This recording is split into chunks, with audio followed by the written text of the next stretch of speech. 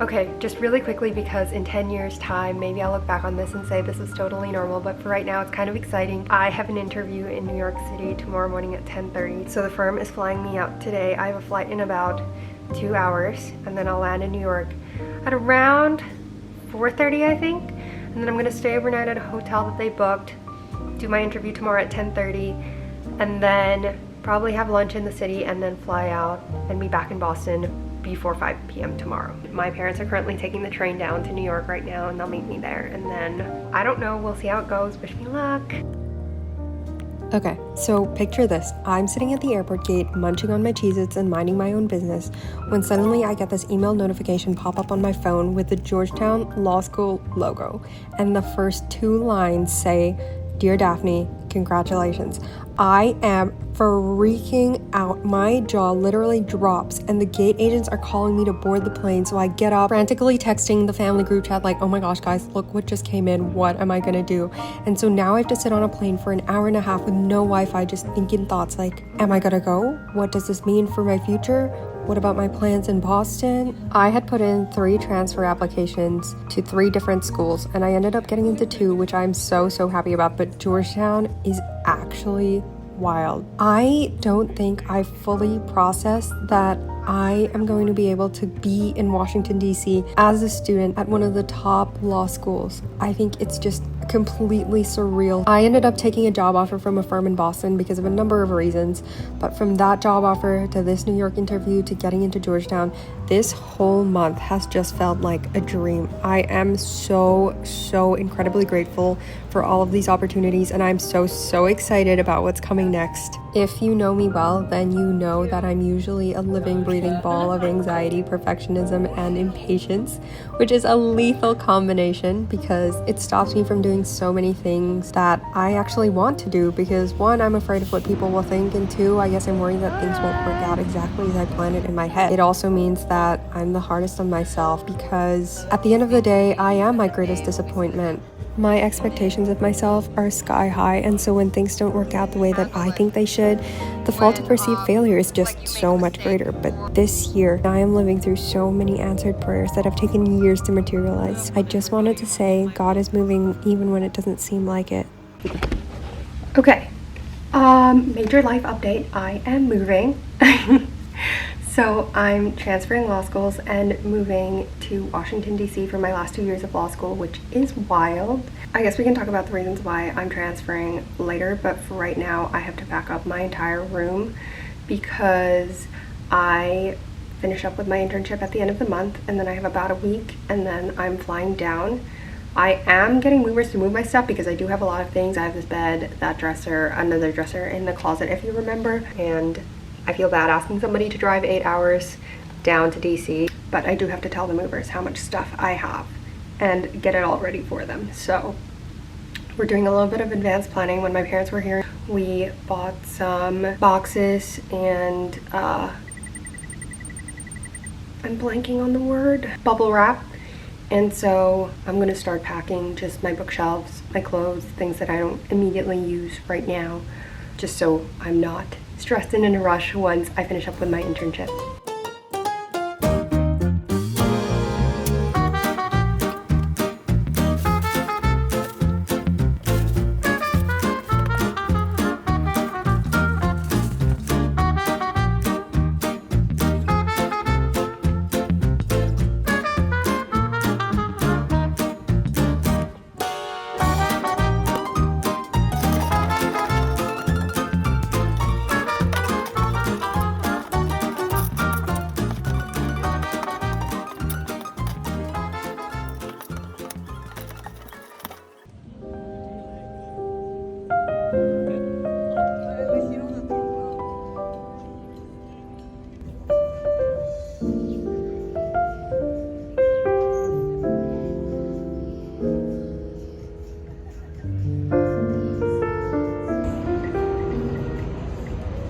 It's like shady, but you're still outside. What? This spot, it's like shady, but you're still outside, so it's nice because you're not sweating. Here, we want our drink.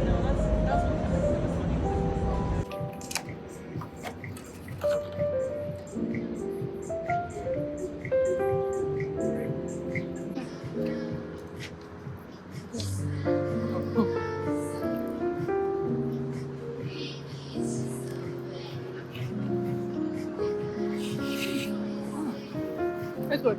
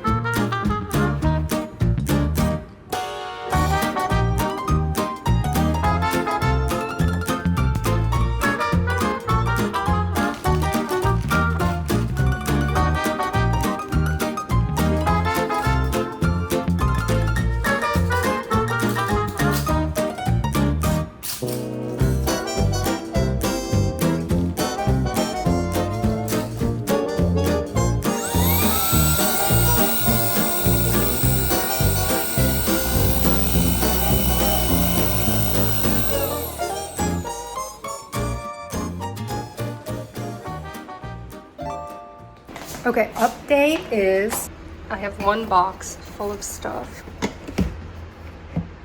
Pretty good. And then it's pretty full.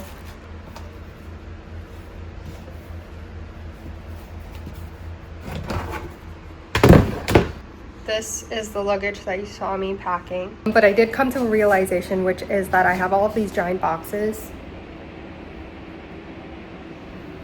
And instead of packing my clothes in the vacuum sealed bags and then putting them in luggages, I should put them in these boxes so that I can fit like 5 of those vacuum sealed bags, because the luggage only fits about 2 like you saw. Most of the shelf is gone. Some of the shelf is gone. This shelf is kind of a mess. My jeans were all here, which you saw me pack. Most of my sweaters are gone. This all still has stuff in them. Have not touched anything on this side. And another realization I had is I should pack all of my puffy jackets first, which I haven't done. So that's what we're gonna do today. What if I don't even need these? Let me ask some friends before I pack up all of my poofy jackets and find out that I don't actually need them. So apparently I do in fact need to bring them. So I will be packing them.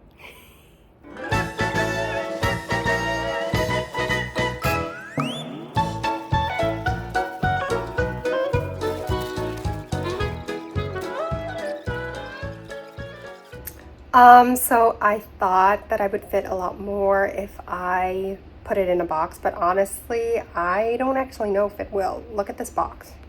This is how big my unvacuum sealed bag is. This is how big the box is. So I estimate this will go down a little bit, but maybe I can fit 2 more bags in here. But yeah.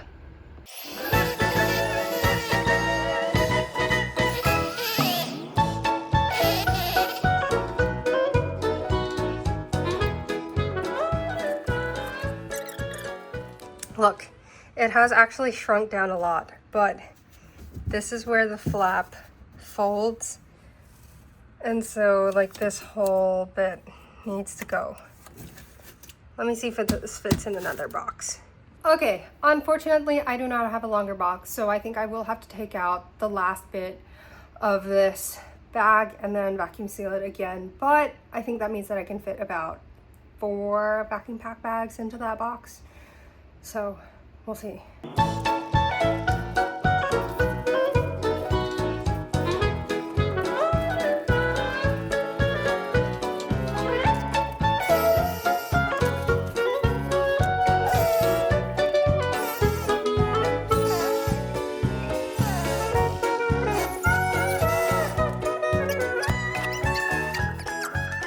Okay, I think this is gonna do. It's gonna be fine, and I can shut this box. State of the box, lid somewhat goes up. I think I'll be fine.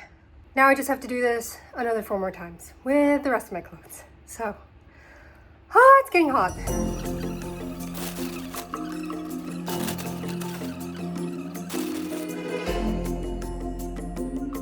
Guys, I'm sweating. Look. This is the current state of the box. I decided to use the big box because, as you can see, it probably would not have fit in the small box. So now I'm trying to decide what I should put in these little crevices.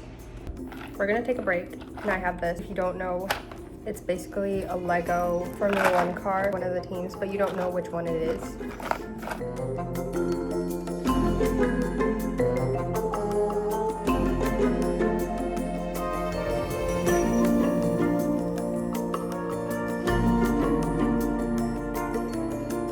Okay, so the update is I packed that giant box like you saw.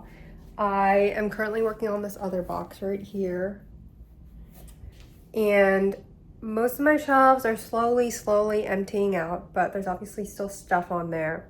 I did my laundry. I meal prepped lunch and dinner for the next week. And my closet is slowly getting emptier and emptier, but I think that's kind of all I'm gonna be doing today. I'm done packing for today, so I'll keep going tomorrow. The goal today is to empty one of the drawers of my 6, what is this thing called? Dresser. Yeah, so the goal today is to empty one of the dressers, or one of the, whatever. The goal today is to empty one of the drawers in my dresser. Got it.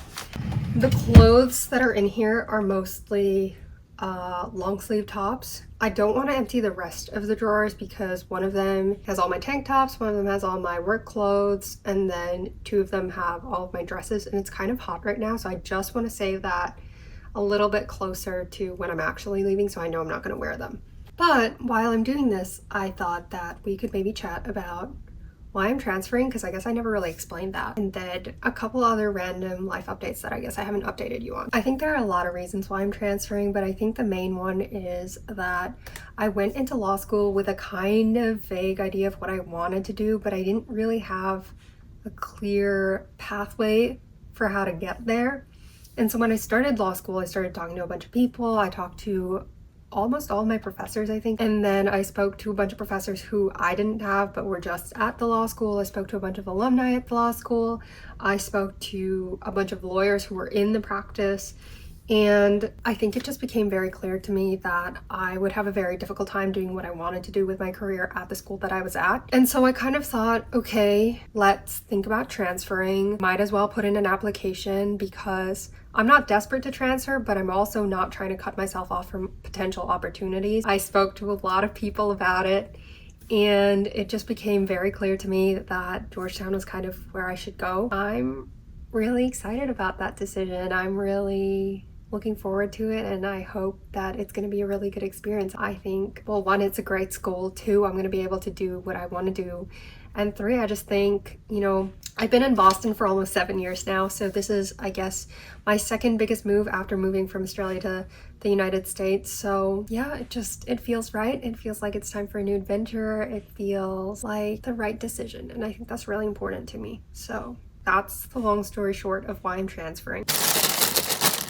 And then a couple of other very random life updates. Remember how I had that heart monitor because I was fainting? So the doctor said that everything was normal and they couldn't find any abnormalities with my heart or any cardio issues. So that's good. But it also means that I don't know why I fainted. So that's not so great. I don't really know if I'm going to do any further tests because I did do a lot of cardio tests and the doctor said that everything was fine. So I'm just kind of hoping that if I wear compression socks and exercise and eat healthy, and hopefully I won't faint again. Then if you remember at the beginning of the summer, I said I wanted to read a whole bunch of books that were on my bookshelves that I haven't gotten to, and I was able to do that. For a really long time, I was reading the Mistborn trilogy because Joy recommended it. And if you don't remember, basically it's about this kind of group of thieves, and it's in this like dystopian world where some people have power over metals and they can use it to their advantage. But this band of thieves are basically trying to bring down the ruler of this land, I guess, which is this unknown entity that's kind of like God, but they don't really know how this entity is a god or where he gets his power from or whatever. And I would say that the first book was really good and I really liked it. The second book was a little bit of a drag because it was just a lot of politics and world building, and I'm like, okay, can we get back to the action? Like, I'm not really interested. And then I would say the third book picked up in a way that I'm not really sure that I liked. I think the ending was really bittersweet, and I'm happy with the way that it ended. But getting from the beginning of the third book to the end of the third book was a journey, and I had to force myself to read the book because I just kept telling myself, Joy says this is good, and the ending is worth the whole journey. And then after that, I read a bunch of new releases. The Rose Bargain was really good. All of these girls are trying to vie for marriage with the prince, but they have to pass a series of tests and stuff, and it's kind of set in that Bridgerton era. I read a bunch of TikTok books. The Fearless trilogy was okay.